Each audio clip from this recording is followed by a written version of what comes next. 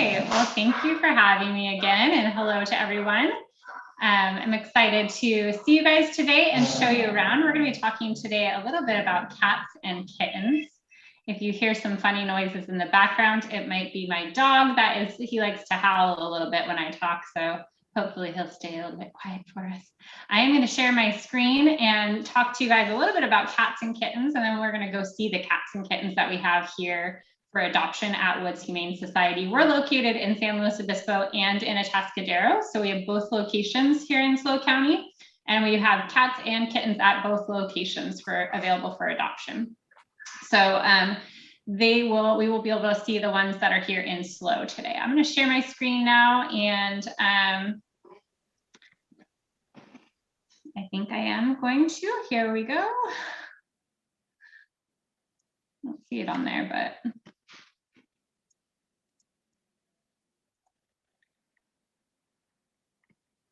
I'm working on it. Let's see, is that visible for everybody? Okay, good. Okay, so I'm gonna get us started here from the beginning. So, okay, so cats, we take care of cats and dogs at Woods Humane Society, but today we're talking about cats and kittens, which is a topic I love.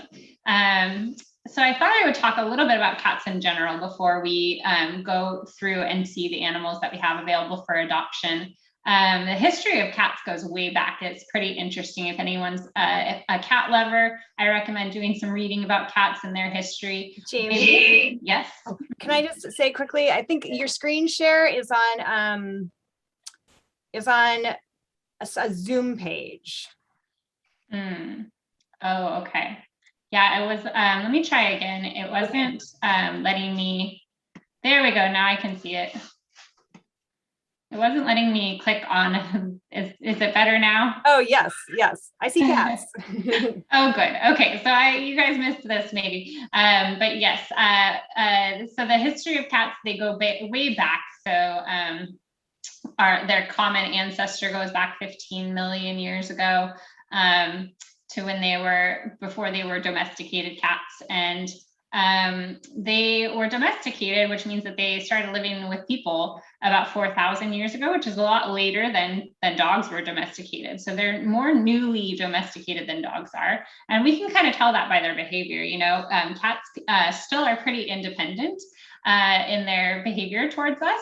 They can be. And so they're a little bit different than dogs in their behavior with us. And these are some of the cats that our modern cats can be traced to. So jungle cat, European wild cat, and African wild cat.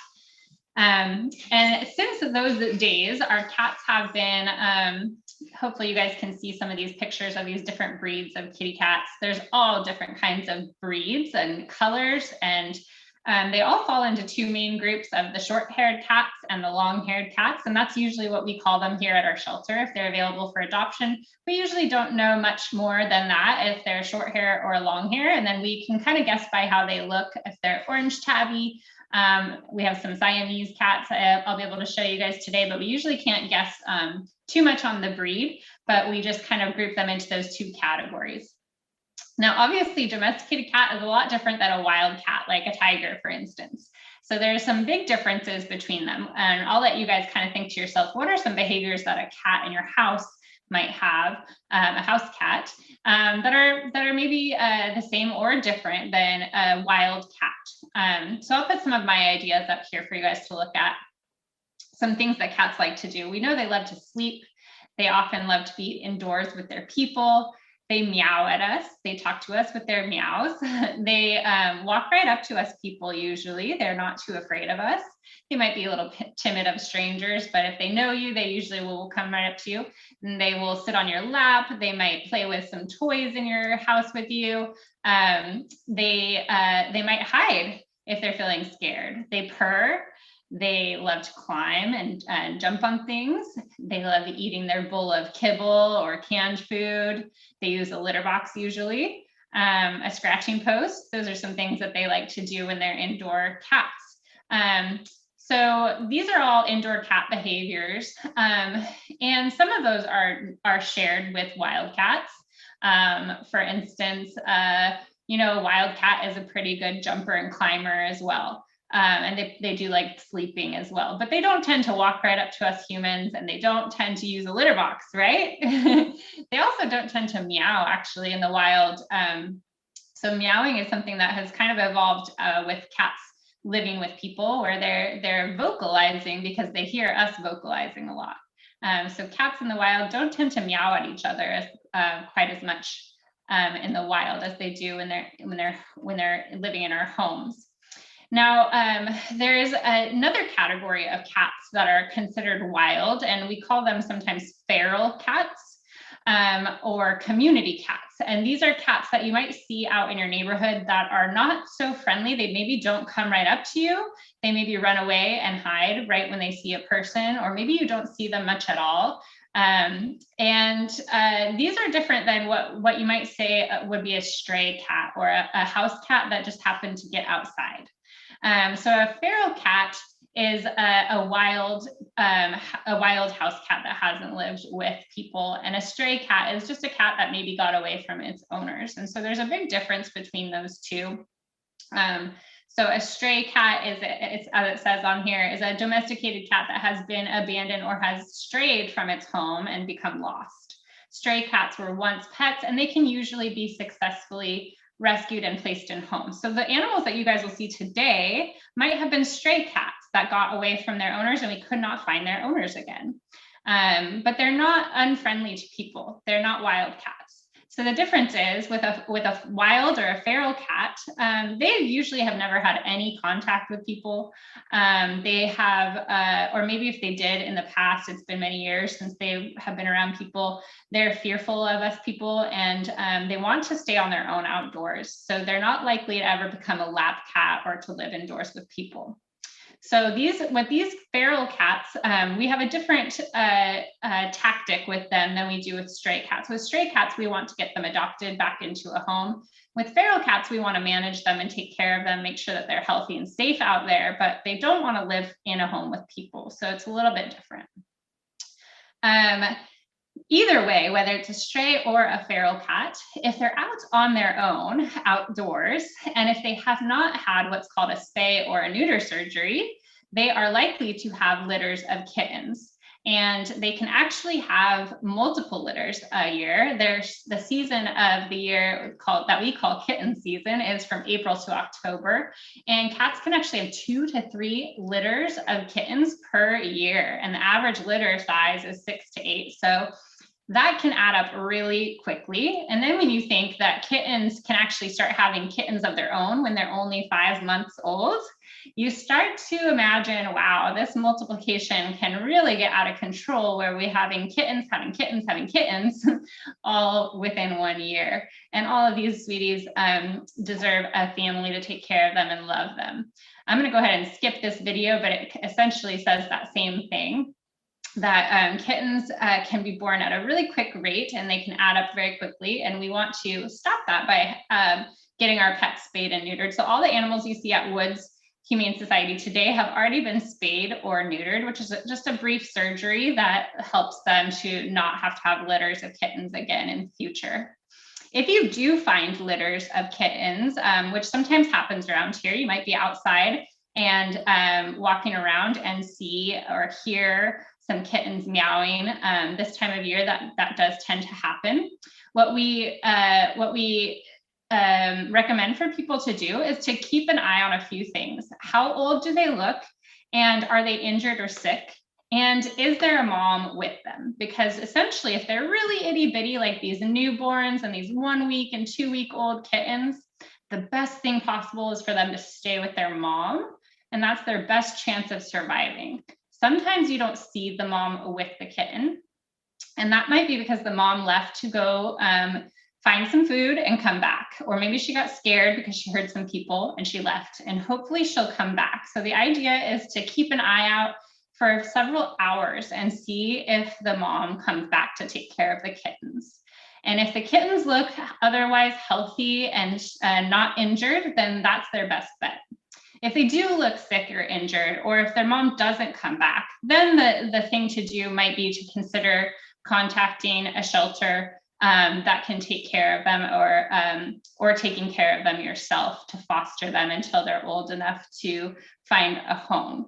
So that's just a little note for everyone in case you ever do encounter little itty bitty kittens. We don't want to take them away from their mother because it actually makes it harder for them to survive. When they're so little, they really need that mom's attention. So today when we go out to see the cats, I always love to remind people about the fact that cats have a lot of feelings, just like we do. And they have all different kinds of ways that they communicate those feelings. Cats usually mainly use their eyes, ears, and tail to show us a lot of their feelings. So I have some of those body language cues that you can see here. With the eyes, we want to look for a happy cat. We want to see like neutral or closed or relaxed blinking eyes, not large eyes and not small eyes, squinting eyes. For ears, for a happy cat, we want to see those ears forward or just in a normal position. If they were flat and backward, that would mean the cat's scared. And if they're kind of moving around, the cat's feeling very alert and maybe feeling a little bit nervous. And then we want to look at its tail. And if the tail is smooth, high, and or relaxed, those are all great ways for the tail to be for a happy cat. If it's moving, swishing around very fast, the cat might be very angry or irritated. And if the tail is held low to the ground, like this predatory cat you see here, that might mean he's nervous, feeling a little bit unsure about what's about to happen. So we do want to take a look at that body language so that we know how they're feeling and so we can be safe around them and also make sure that we're not scaring or making them angry. So here are some pictures to look at. We have a relaxed, happy cat here. You can tell it's not too concerned. This cat is rubbing right up against somebody. It's telling that person hello. It's rubbing its scent on that person. So cats actually have scent glands that they can rub sides of their heads and chin onto things and to people to tell them that to kind of mark them as their own. And so this is a friendly gesture from a cat. And it's a great thing that we see around here a lot. However, if a cat is feeling more scared, you're going to see that body language. So this cat's body is arched upward and backwards. And it's got that bow shape there to its back. Its ears are going out and back to the side. And its eyes are very large. So this cat is feeling very frightened, trying to tell us with its body, please don't come closer. I'm so scared. This cat is just a little bit nervous. It's doing that little army crawl here where it's low to the ground. Its ears are forward, so it's kind of curious, but it's not so sure. So we would want to move really slow. And we want to do that with all cats in general. This cat has the classic irritated ears. They're kind of going out to the side there, and this cat is kind of telling us, I don't want to play anymore. I'm done. Thank you. Let me have some rest time. And this cat, of course, is using all of its body language to say that it's very frightened. It's very upset. It's not happy with what's happening. And so it's showing its teeth. Its ears are flattened back to the back of his head. His body is crouched backwards. He's definitely going to use those teeth to protect himself if that person were to reach out at him. So we do want to listen to that body language to make them comfortable. We also want to set up a space for a cat's happiness. So even here in a shelter, we try to do our best to set up an environment that is healthy and is calming to the cat. So we always have a hiding place set up, even in these small, what we call cat condos. We have a small hiding place for the cat under this little draped area. We have a bed. We have some toys. We have food and water. And we have the litter box on the separate side of the room so that we can keep those nice and clean and separate. We also always have a scratching pad available for the cat. And we always have a tall place for them to go. So these are things that cats really appreciate having. When we set up an environment for an animal, we want to think, what would we want? Would we want our food area set up by our bathroom area? Well, probably not. That's not healthy or fun for us. So it probably wouldn't be comfortable for them either.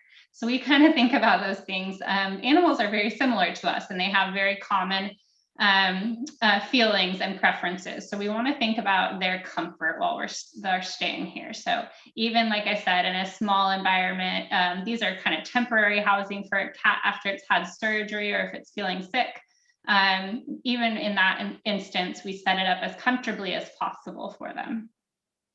So you guys will get to see that in person in just a moment. Another thing that we do is we provide toys for cats. Cats are natural hunters.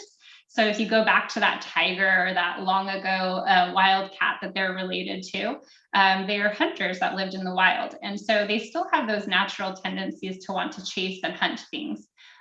So we can provide that, that enrichment for them through toys. So these are a few different toys that kind of simulate different kinds of things that cats might hunt. So in the wild, cats might hunt birds. So instead of doing that, we can provide wand toys or little toys with maybe bits of what look like feathers or maybe little bells attached that kind of sound like a bird and that can fly up in the air when you move the wand around.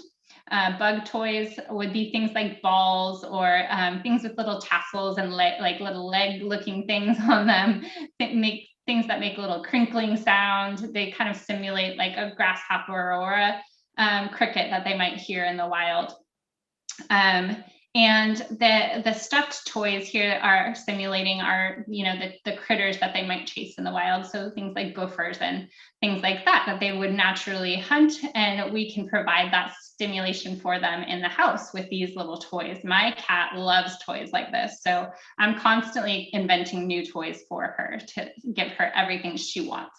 So finally, before I take us on our tour here, I just wanted to say that you guys can, if you would like, get out a little piece of paper and design your own habitat for a cat if you wanted to, or you can just pay attention to what we're going to see in the actual Catery to see how we set those rooms up for their happiness and for their comfort. So I'm going to do my little switch here, and it just takes a moment for me to switch gears from the laptop here to the phone. So I'll be right back.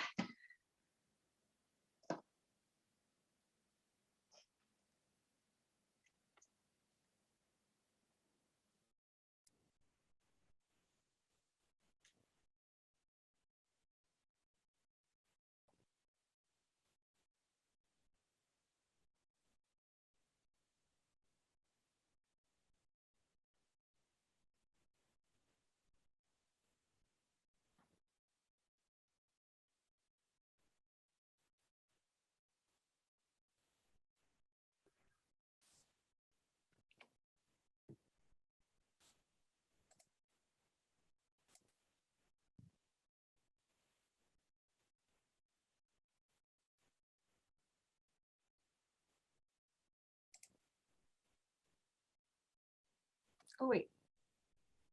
1 second.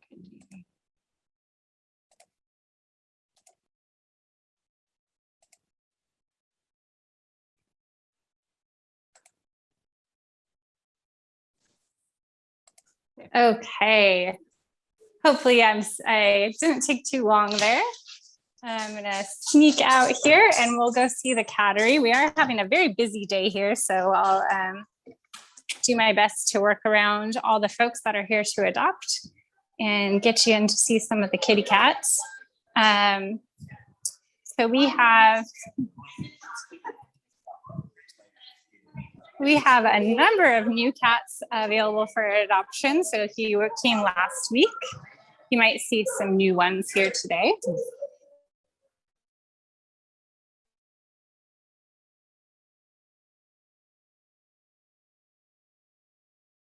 See all the various cats. I'm going to start, let's see, right here with Miss Zofia. She's my friend this week. And I'll show you just the different elements of her habitat first. So each cat room, this is a small version of a room. And each room is set up with all of the same elements. So she's got a nice cozy bed, as you can see. She actually prefers the little rug there, but she's got a couple of bed options if she wanted to move around. She also has a couple of hiding options. So if she's feeling scared, she can always have a place to go to hide. She has her food and water in the back of the room there. Those get cleaned and changed out every morning. She's got somewhere tall to climb up to if she would like. She has this cool surfboard shelf as well as her cat tree. Cats do like to go up high and look down on us people if they can. They enjoy that. And she's got her scratching post there and a couple of toys. There's one hiding behind her little tail there. And then she's got her litter box in the corner. It looks like she's very comfortably napping. Are you asleep, Sophia? Yeah, she's sleeping. Oh, I'm sorry to disturb you. So let's check out how that looks with all of the different rooms. So this is her neighboring cat here. This is Jupiter hanging out in his big cat tree. He's got his toys on the ground, bedding all over, all different options. Lots of food and water, big scratching post, litter box. So those are kind of the ingredients for a happy cattery. If you wanted to design your own, you could do it a different way, but with all of those elements. This is Miss Crystal, who has been with us maybe the longest. Her and Lucky have been here a while. This is her favorite little perch. She loves to hang out in here. Don't you, Miss Crystal? Yeah, she loves to sleep in her little castle. I like to call it her castle. Because she's got this big tower to hang out in. And she's got her toys, a fun little scratching post, food and water, hiding spot. She also has a back patio in this room, which is kind of nice. She can go out here and get some fresh air and see everything that's going on outside if she would prefer to do that. But I can tell you, she usually likes it right there. That's where she stays most of the day. So she's a 10-year-old cat. So she's one of our oldest cats that we have right now. And on the other side of the cattery over here, we have some of our youngest cats. Actually, they might have all gotten adopted already. Let's see. Do I have any kittens left? Oh, yes, we have a couple kittens left. Okay, good. We have had a lot of adoptions already today, so I wasn't sure. So these little ones. Hi. Started out the day with 4 of these guys in here. This one's name is, I believe it's Inigo. They were all named after different characters in Princess Bride. And I do not see his brother, Fezzik, who must have already got adopted. So even with the littlest kittens, they get all of those same things. We usually put a lot more toys in for the kittens because they do love to play. And that one's just happens to be napping at the moment as we speak. Lucky was another cat that I mentioned to you guys, has been here for a while. And she has this cool little cat hammock that just got added to her room. She's a very playful kitty, very sweet, very outgoing. It seems to be nap time around here though at the cattery. Everyone's sleepy. Let's see if I can find somebody who's not so sleepy for you. Ginger. Ginger's very outgoing. So she has this 4-story tower that she gets to crawl and jump from each shelf if she would like. Do you want to say hello to everyone, Ginger? No, can't be bothered. Typical cat response. But all of these towers are full. They were transferred over to us from other shelters most recently. So they're from other shelters that we work with that are starting to run out of space because they have so many animals. And this is a Lula, my apologies. Beautiful tortoise shell kitty who I've never met before. It looks like she's very friendly and outgoing. Maybe I will show you guys with Lula here how we do how we say hello to cats. If she'll let me in. Hey, Lula, can I come in here? So whenever I'm meeting a cat for the first time, I do a little kitty paw and I make a gentle fist with my hand and I let the cat come to me. So you can see she came over to me. I didn't have to reach out to her at all. And that way I know she's not afraid of me. She's actually wanting attention. You can see she's doing that rubbing that I was talking about, which is a very friendly gesture. She cannot even get enough of that, huh? You're very sweet. So Lula is definitely not shy. She's very outgoing. She's sniffing me and she's rubbing on me. So I think it's safe for me to give her a couple of pets. But then I always take a break. So I give a couple pets and then I give her a rest just in case it's too much for her. That can sometimes happen with cats where they get overstimulated, have too much going on all at once, and they just suddenly change their mind and don't want any more pets. So we want to be safe around them and give them a rest when they need it. She has a cozy little room here with a little hidey house and a bed, some toys and food, big scratching post, lots of little climbing structures. So she seems pretty happy in here, and I'm sure she will get adopted very quickly with how outgoing she is. Sometimes the kitties that are a little bit more shy and hide have a little bit harder time. Sorry. So I'm going to actually show you one of those cats next. I'm going to put on some hand sanitizer first, and I'll show you a cat that has been hiding pretty regularly the whole time he has been here. His name is Oscar, and he made my day the other day because he came out from hiding. So this is how Oscar usually looks.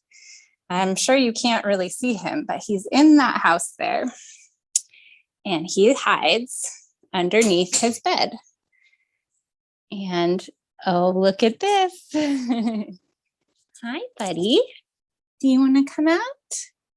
So the other day he did this for the first time and made my whole day because he's getting used to us here. And you can see he's such a sweet kitty, but it did take him several days to come out of his shell and decide that he was okay with being here and meeting us. So he is just such a cutie, and he's very big, aren't you? You're a big kitty. I'm not sure if you guys can tell, but he is, he's probably around 18 pounds or 16 pounds, maybe.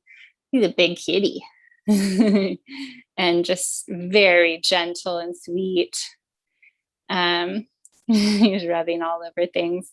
He came with this sweater, which we are keeping with him because he loves the scent of that from his home that he lived in before. So he's a cutie, isn't he? And he's available for adoption as well. So these are some of the cats that we have here today. I would love to make sure that I have time to answer any questions if you guys have any.